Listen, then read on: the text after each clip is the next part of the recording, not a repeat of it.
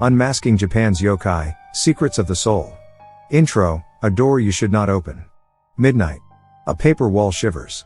Small footsteps run across tatami, though no child lives here. By the river, a slick hand reaches from the dark water and pulls at an ankle. High in the pines, something with a beak watches pilgrims and whispers orders that bend men like bamboo. Japan calls them yokai, spirits, monsters, warnings. But what if the faces were masks, and behind them stood human fear, hidden grief, and power that preferred the shadows? Tonight we unmask 3 legends. The house sprite that blesses a family. The crow-faced monk that commands storms. The water goblin that steals breath. Short intro, hard truths. We begin. Part 1, Zashiki-warashi, the child in the room. Every traveler knows the story. A small ghost child, hair cut straight across the brow, playing in the guest room at night.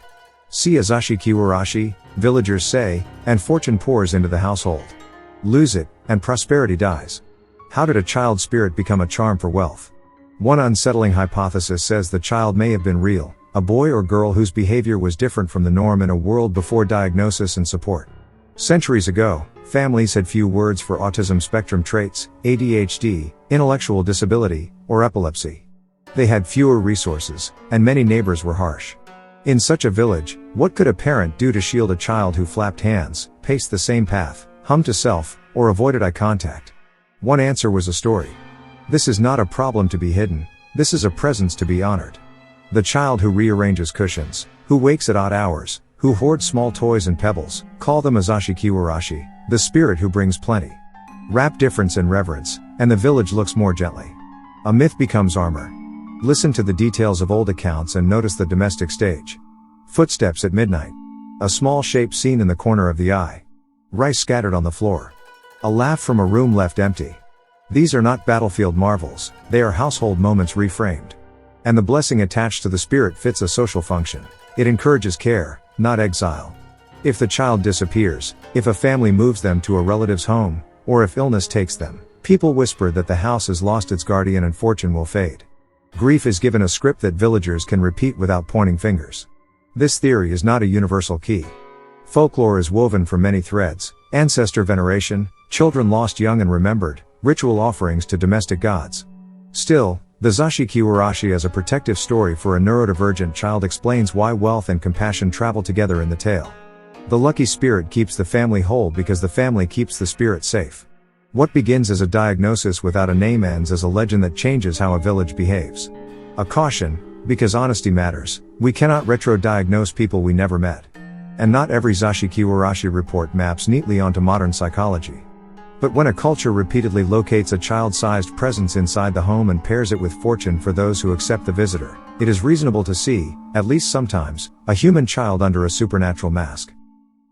Part 2, Karasu Tengu, the crow that speaks orders. The Tengu of the mountains are tricksters, duelists, teachers of secret sword work. Among them, the Karasu Tengu, crow-faced, winged, haunts cedar slopes and temple paths. He punishes arrogance, tests monks, and drifts between the sacred and the dangerous. So far, folklore. But step into modern urban legend and the air grows colder. In those darker stories, Karasu Tengu is not merely a birdman in a scroll. It is a code name, a sign of membership, a black feathered seal stamped on sealed instructions. The legend claims a hidden society with roots in the ancient Kamo clan, the ritual lineage tied to shrines and court divination. Some versions call it the Yatagarasu on the way of yin-yang shaped by a 3-legged crow, a path said to predate recorded schools and to train a quiet elite behind the visible priesthood. Because the great Onmyoji Abe no Seimei was taught by mentors from that line, the story says, his successors kept one foot in daylight ritual and one in the crow's shadow. Over the centuries, the tale grows, a ladder of ranks like Western Freemasonry, oaths that bind for life, and at the top a figure whispered as the hidden emperor, an unofficial sovereign who guides outcomes no chronicle can write. Members, the rumor continues, are recruited for reach: scholars, bankers, bureaucrats, media hands, even artists, people who can nudge currents without leaving fingerprints. Once sworn, you do not leave. You are simply moved, like a piece on a board no one else sees. Who says so? Names circulate in occult circles: writers who love patterns, journalists who collect coincidences, researchers who prefer the alley behind the library. They trace crow motifs in heraldry, log unusual careers that rise and vanish, and stitch scraps into a cloak. And because every society has backrooms and gatekeepers, the cloak hangs well on the culture's shoulders. Here is where we draw a line with a steady hand. This is an urban legend, not established history. No primary document lays out a charter for a Yatagarasu on Myoto. No credible archive lists a chain of command ending in an ura tenno. And yet, the legend persists because it interprets a feeling, that power often travels in silence, that ritual masks hide practical deals, that crows have always watched the road. Notice, too, how the iconography overlaps with mountain ascetics, Yamabushi with long-nosed masks and crow feathers, masters of secrecy, men who could carry messages between domains when ordinary merchants could not. Blend that image with court myth, the divine triple-legged crow that guided an emperor through the wilderness, and you have a symbol potent enough to outlive any document. Whether you treat the Karasu Tengu conspiracy as art, warning, or possibility, it reveals something about the human mind. When the world refuses to explain itself, we draw a crow in the blank space, and we let the bird speak orders. Part 3, Kappa, the water takes what we hide. Green skin, turtle shell, a bowl of water on its head. It loves cucumbers, fears losing the water that powers it, and drags the careless into deep pools. Children are warned to bow, and when the Kappa bows back, the water spills and the monster weakens. That is the tale. But rivers keep crueler ledgers than storybooks. One severe interpretation says the Kappa is a mask for tragedy, the shape we give to bodies the village cannot bear to name. In hard centuries of famine, debt, and plague, some communities practiced infanticide, called mabiki, thinning mouths when harvests failed.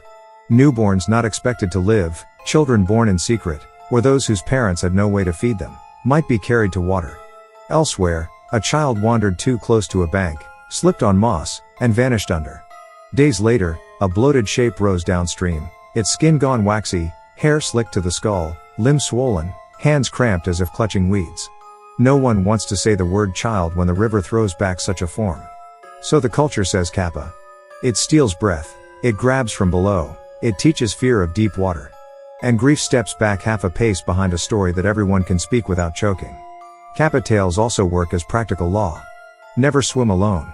Do not play on slick stones in flood season. Offer cucumbers, sweet, water-rich, and safe food, to the hungry river, not your child. In this sense, folklore is public safety written in ink that children will actually read. Then there are the artifacts that make the skin prickle, shrines and temples that display mummified Kappa remains, a shriveled hand, a small torso, a beaked skull stitched from fish and mammal parts, curiosities donated by fishermen or merchants from another coast, relics said to be found in reeds after a storm.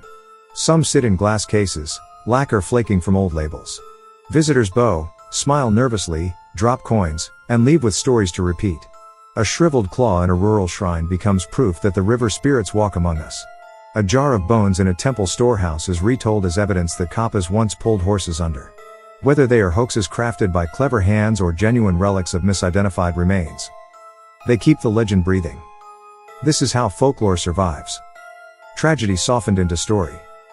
Fear sculpted into warning. Mystery preserved in artifacts too strange to throw away. The Kappa is not only a monster of rivers.